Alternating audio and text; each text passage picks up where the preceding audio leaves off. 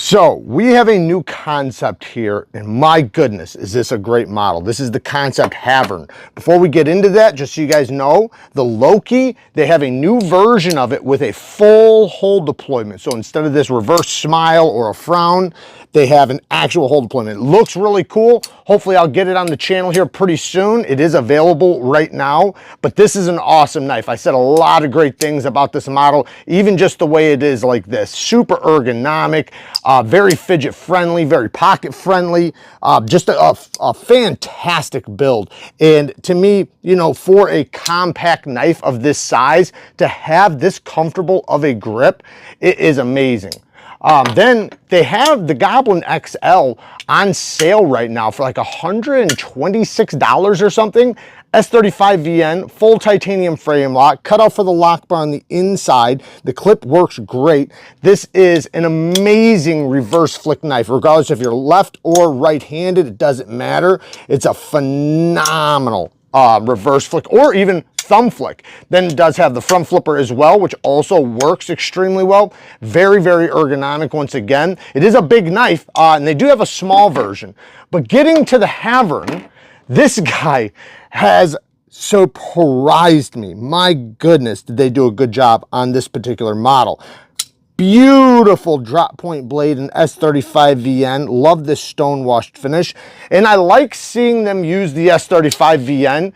And I'm saying that because a lot of companies will use, which I love to see companies using all different types of super steels and stuff, which is great.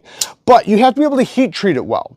I would prefer you to do S35VN instead of a soft 20CV or whatever blade steel.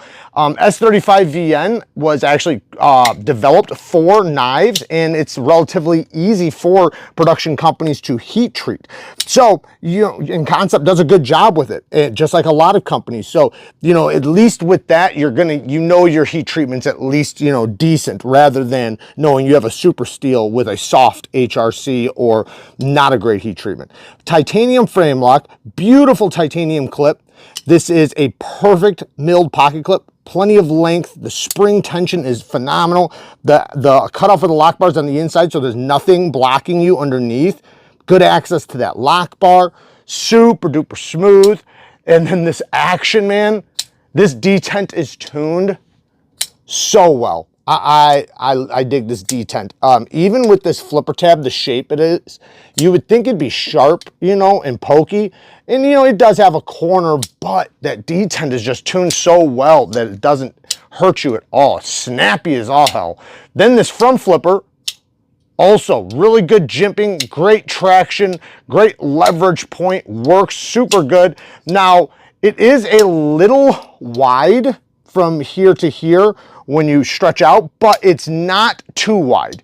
You know, it's wide, but not too wide. It works out really, really well. I love that blade shape, man. That drop point blade with that swedge, it just looks so good. And since they put the traction on the flipper tab on both sides, when you open it up, you have traction right there if you need to lock in, you know, for whatever reason. Good geometry, really nice geometry. Ceramic caged bearings, very, very smooth. It comes in a bunch of different options. I should have said that already.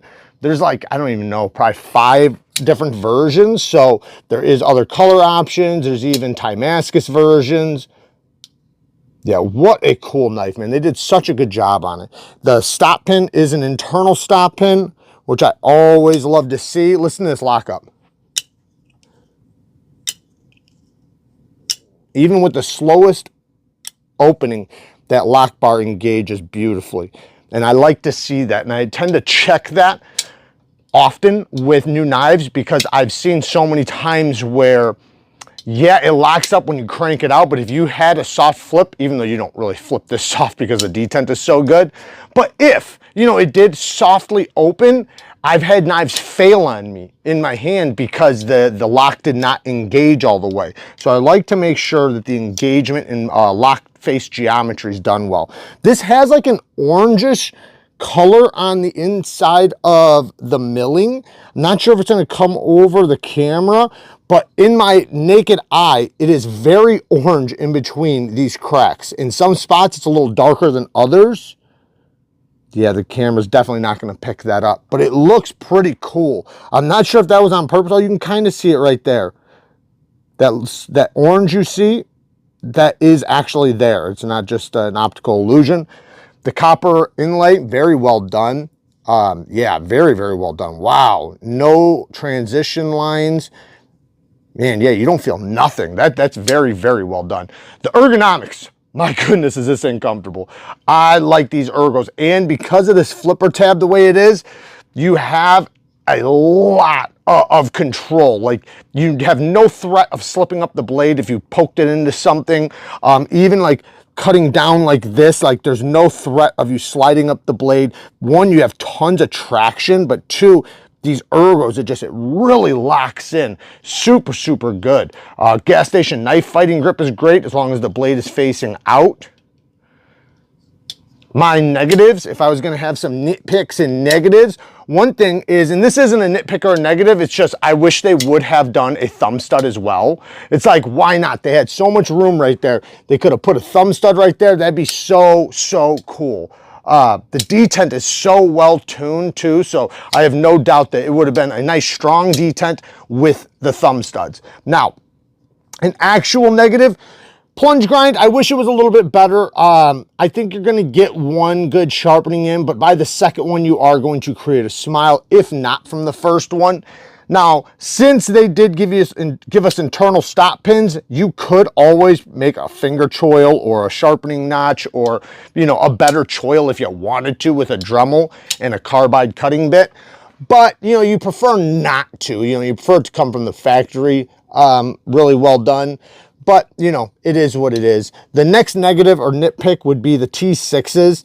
I'd prefer just to see T8s all the way around, and I see a few T6s, and that, you know, not that big of a deal, not a deal breaker, but it's definitely something I prefer. You know, they just don't strip out as easily. Back spacers lined up extremely well. Lots of milling on the inside. Don't forget, guys, I always link everything from any video down in the description. It's usually in the order it's featured, but I will have these concepts linked down there in the description. As far as other negatives, I don't really have anything else.